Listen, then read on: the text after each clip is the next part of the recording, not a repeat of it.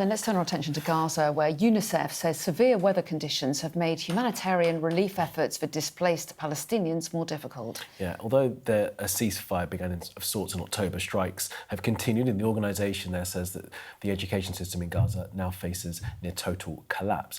It's also focusing on scaling up education for more than 300,000 kids in Gaza. Well, let's speak now to the head of communications for UNICEF in Palestine, Jonathan Crickx.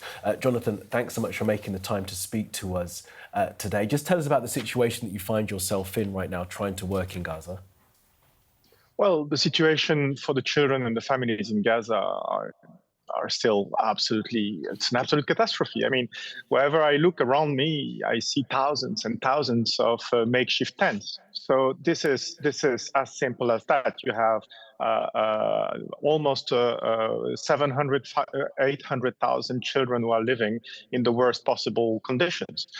Temperature have dropped. It's raining a lot, and then these makeshift tents are not protecting the children in any way against the weather.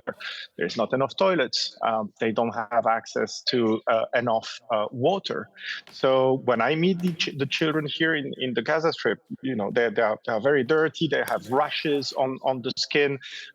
The overall situation is extremely concerning because indeed the ceasefire is an important step.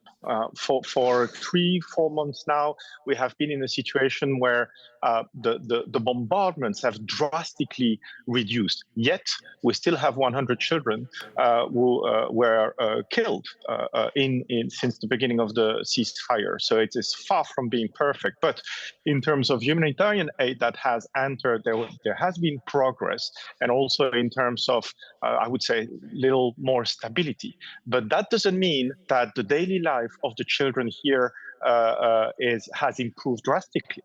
They are still cold. They still don't have enough change of clothes, and they are still living in absolutely dire hygiene and sanitation conditions. And this week we've seen the return to Israel of the body of the final hostage that had been held in Gaza, which means that the second phase of Donald Trump's plan to end the war can commence. What will that mean for humanitarian aid, do you think? Well, I mean, for us, we have been advocating for a very long time to have more routes and aid that is entering Gaza. And we are so relieved that all hostages, alive and deceased, have now been, given back to their families. And for us, it's an absolutely critical step, because what is also important now is that humanitarian aid can further increase the level of destruction of all infrastructure is so immense that it will take months and years to rebuild. And for that, we need to have more routes open for more supplies to come in. We need to have items like power generators. Let's remember that there is no electricity at all in the Gaza Strip for the past 2 years.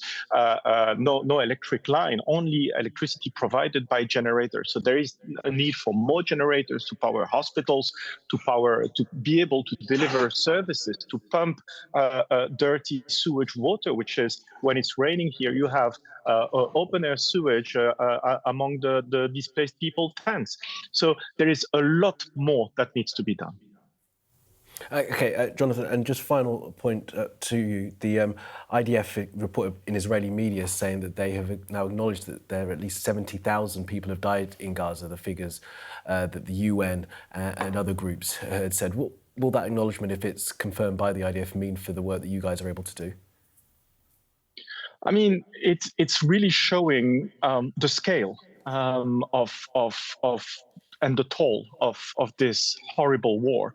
I mean, for the past 2 years, according to the reports that we have received, it is more than 20,000 children who have been killed, more than 40,000 children who have been injured, And I can tell you that I met so many of these injured children, either with open wounds during the war, with amputated limbs in the past days. And in each of my visits here, it's really distressing to see the extent of this war. And I think that what is absolutely critical now is that we have the possibility to rebuild the Gaza Strip for the children and the families who are living here, and first and foremost to be able to deliver services like health services, that we are able to also deliver prosthetics, which will be, helping the children who have been amputated to go a bit more to